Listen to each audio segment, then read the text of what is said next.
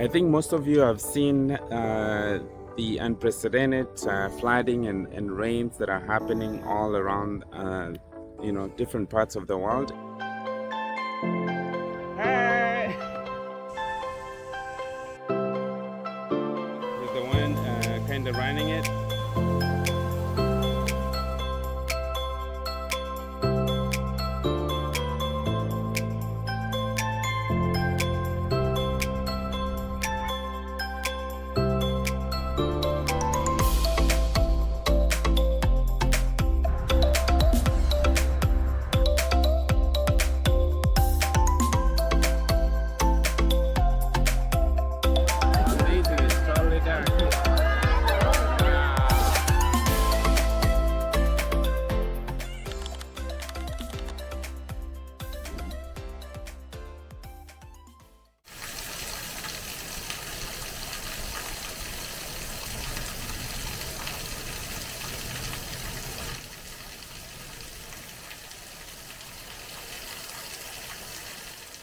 I think most of you have seen the unprecedented flooding and rains that are happening all around, different parts of the world, and it's just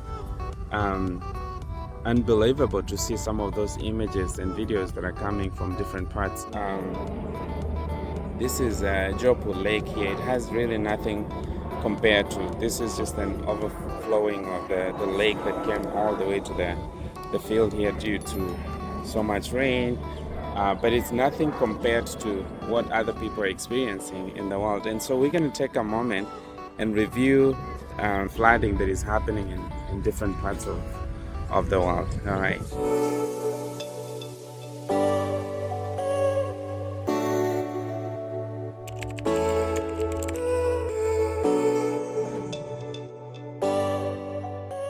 More than 400 people had to be rescued from rising floodwaters. This is around Houston, Texas today, and the water there is still rising. Officials are asking people who live in low-lying areas to evacuate. And to make matters worse, more rain's expected later tonight. Sarah Welch joining us from the news center with the latest from there. Sarah.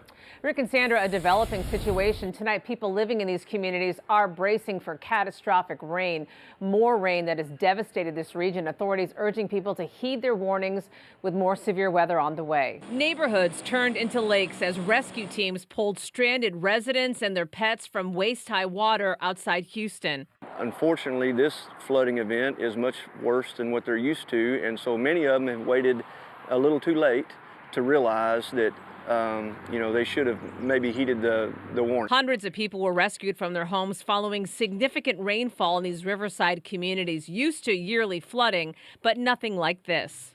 Even with the rain, even when it rained really hard, it never got this bad. It means that there's an imminent threat to life and property ongoing throughout the day and possibly the weekend. All protective measures should be taken.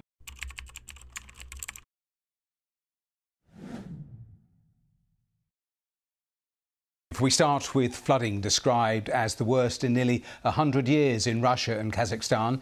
Thousands have been forced from their homes, cities under threat, evacuations ongoing. Well, the flooding in the Urals and western Siberia has been caused by unseasonably warm temperatures, which has melted the snow.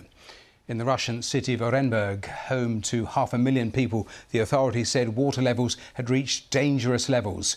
Thousands of people have already left the city. Orenburg is downstream from the city of Osk, which was inundated when a dam burst last week. When winter turns to spring and the snow melts, we see flooding, but nothing on this scale. I mean, and it's beyond Russia, right? You mentioned Kazakhstan. 97,000 people have been evacuated from the flood zone in Kazakhstan. As for Russia, more than 12,000 people have been evacuated from their homes.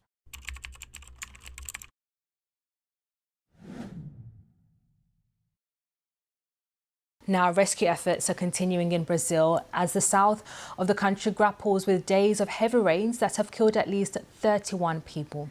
60 remain missing and 15,000 have been forced to leave their homes since the storms began on Saturday. The extreme weather has been caused by a rare combination of hotter than average temperatures, high humidity and strong winds. This is the worst flooding that happened in that area. 500,000 people are without water or electricity, and there are a lot of people that haven't been able to be in touch with the outside world. So they're locked in these cities because they have no way of leaving the cities. The bridges have collapsed, the rivers have flooded, and the roads have flooded as well. So they're not able to leave these areas of risk. The government is trying to come in with lots of helicopters and rescue people and establish communications. So it's pretty much the worst flood that this state, which has about 10 million people, has ever seen in history.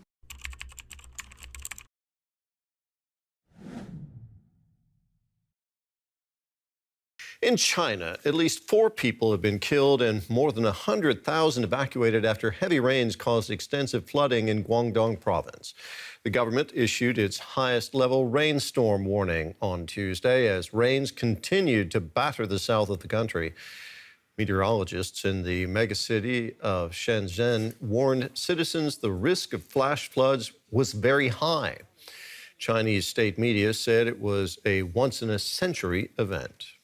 And according to the latest report published by the UN's World Meteorological Organization, it said Asia is the most hard-hit region regarding in terms of the climate change disasters. At least 36 people have died after a highway collapse in southern China. It happened near the city of Emidst in Guangdong province. Heavy rain and flooding caused a section of the road to cave in, and more than 20 vehicles plunged down a ravine in the mountainous area. Over the past few days, Meizhou City has received heavy rainfall, and that region is currently on its second highest alert for flooding. The rainy season began earlier than usual this year in Guangdong province, and over the next few weeks, more extreme wet weather is forecast. Now let's turn to China, where days of heavy rains have swollen several major rivers in the south of the country, which are now threatening to flood, forcing the evacuation of tens of thousands of people. Weather forecasters in Guangdong have called the situation grim. The area is prone to flooding, but state media reports that water levels are at their highest for half a century.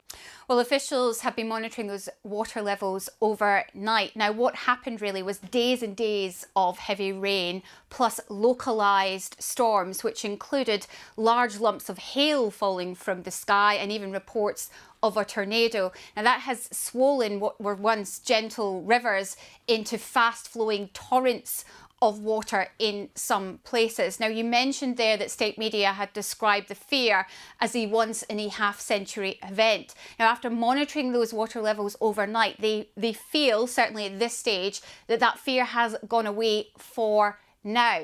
However, they are still watching as the rain falls and they are still monitoring those river levels. 11 people remain missing. Rescue teams are on the ground. They were dispatched early because this is one of the most populated provinces in China. 127 million people live in Guangdong. Around 60,000 people have been evacuated, taken to safer ground as those floodwaters continue to expand. There were a number of rescue efforts that were unfolding on social media where water was coming underneath someone's car as he tried to get out.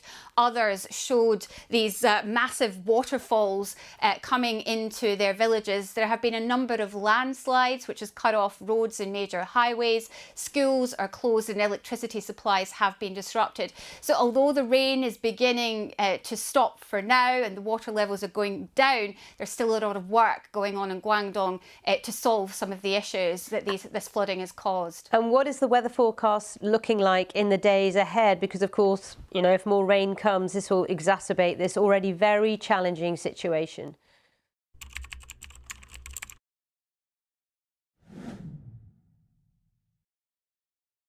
Floods and landslides have killed at least 14 people in southern Indonesia. Now, officials say floods triggered by torrential rains have impacted more than 2,000 families and damaged nearly 1,900 homes since Thursday. Floods up to 10 feet have affected 13 communities as water and mud covered the area. Seasonal downpours caused frequent landslides and floods in Indonesia, a chain of 17,000 islands. Well, officials in Indonesia's Sulawesi province are carrying out search and rescue operations after devastating floods hit the area. As many as 14 people have died. Gushing water and landslides swept away dozens of houses and caused a widespread infrastructural damage. According to the country's disaster agency, a footage shared by Indonesia's National Search and Rescue Agency showed the extent of the flooding and the scale of destruction that was triggered by heavy rain.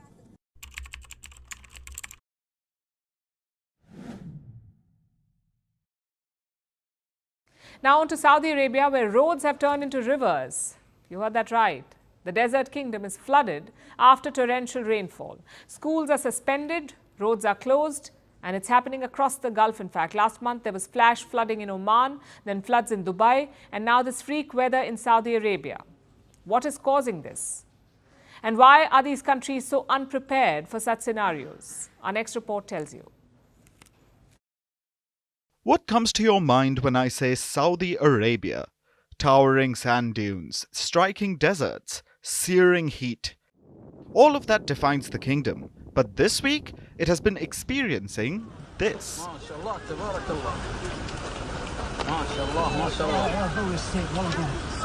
In the last few days, Saudi Arabia has seen it all. Torrential rain, thunder and lightning, floods, roads turned into rivers.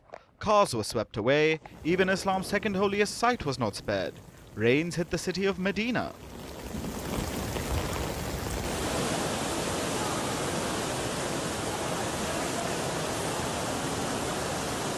So, what is the kingdom doing? The Saudi Meteorology Department had issued a red alert. This was for the Al Madina region. The forecast was for heavy rain and thunderstorms.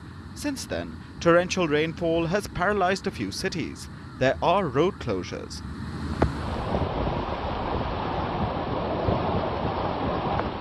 Schools have cancelled in-person classes. The government has issued directives. It asked people to be cautious. There have been no reports of casualties yet, or even public damage. Now, rains are not unheard of in Saudi Arabia. In 2022, the kingdom was hit by coastal floods. The city of Jeddah was heavily affected. 2 people were even killed.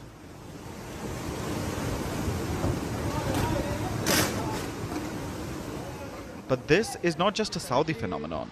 It has been a wet few weeks for the Gulf. Oman experienced flash floods. Dubai received a year's rain in a day. And now there are floods in Saudi Arabia. Why is that? The rains are a part of a low-pressure system, one that has developed over the Arabian Peninsula. What's behind this? Experts believe it is climate change. Right now, the Earth is heating up. That way, it's soaking more moisture. For every 1 degree Celsius rise in average temperature, the atmosphere can hold about 7% more moisture. This leads to more droplets. It can lead to heavy gushes of rainfall, sometimes in less time and in a smaller space.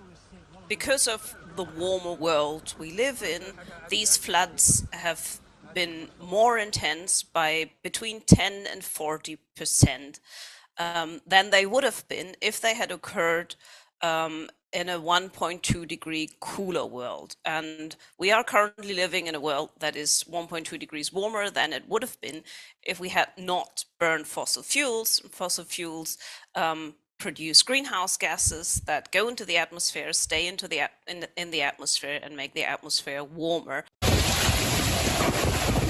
The scenes in Soak Dubai tonight look apocalyptic. Roads turned into rivers, trees barely still standing as wind sends debris flying. The tarmac flooded at Dubai International Airport, the second busiest in the world. Imagine being a passenger on this plane, battling rising waters, seeing this out your window. For hours, flights were halted as stranded passengers piled up. Tonight, Dubai Airport telling passengers don't show up unless you've confirmed your flight's still leaving. There are hundreds and thousands of other passengers just like me in this airport who have been waiting for 10 hours, 16 hours. In 24 hours, Dubai drenched with more rain than the city usually gets in nearly 2 years, shattering records in a desert metropolis known for being hot and dry. Since the UAE started keeping track of rainfall in 1949, it's never seen anything like this. So this is not a time lapse, this is real. I've never seen this much lightning in my life before. This is crazy. The extreme rainfall disrupting life across the region. Private schools closed and government workers sent home, with many roads impassable. A cat clinging to a car in water as high as the headlights, saved by a rescuer in a boat. This historic rain has turned deadly. At least one man killed in Dubai when his car was swept away, while in neighboring Oman, authorities say at least 18 were killed in flash flooding. Dozens more rescued, some by helicopter. And in nearby Pakistan, the death toll has now surpassed 60, officials say. In the UAE, the unprecedented rain is raising concerns about something called cloud seeding, which the UAE has been doing for years. Cloud seeding is an attempt to get more water out of clouds. This is largely by making the droplets larger and more able to survive. Cloud seeding uses airplanes to disperse chemicals like silver iodine inside clouds to give moisture something to cling to. Badly needed in deserts like the Gulf, but not when it falls this fast. The UAE's National Center of Meteorology says no cloud seeding took place during this rainfall, but doesn't deny cloud seeding flights took place in the days before. But weather experts say it was unlikely a factor, given how the whole region was inundated with rain.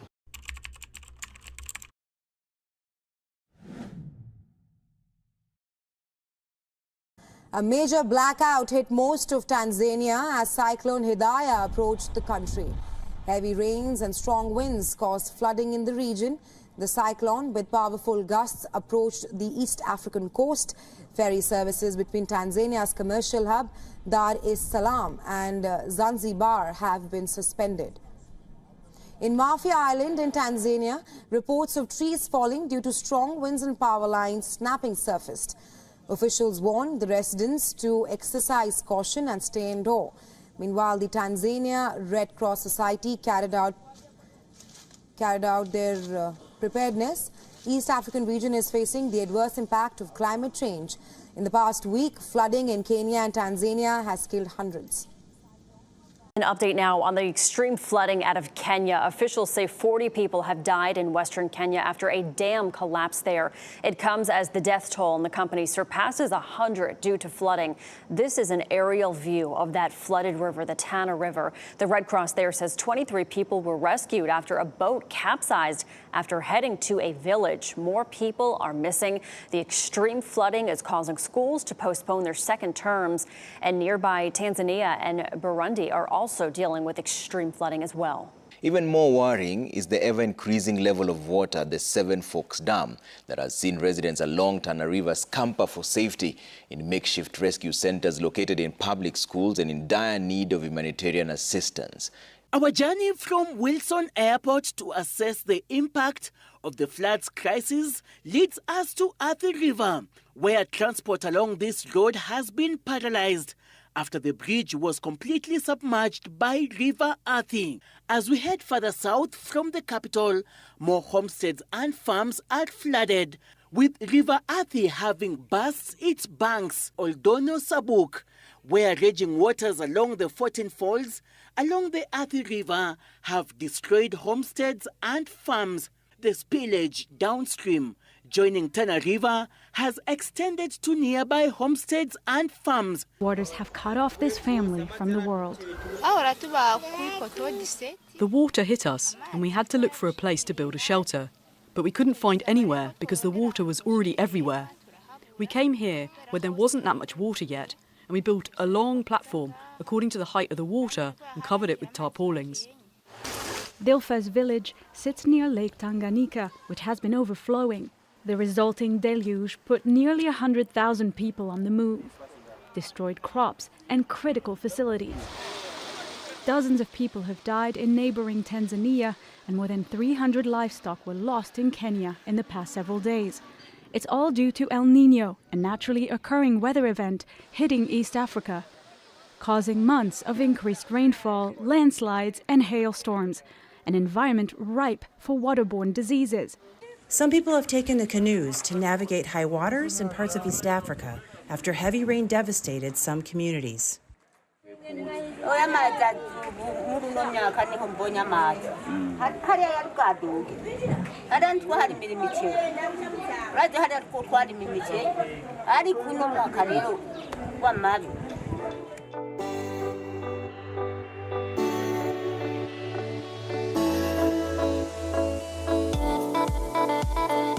Our thoughts and prayers to all the people affected, and of course, if we can be able to, those who are able to reach out and help through the different organizations that can help the affected, let's go ahead and do that.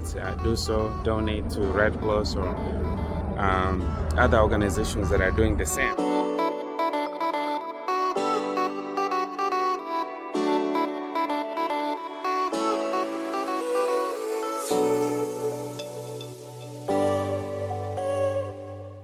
And again, once again, our thoughts and prayers to you all that are affected.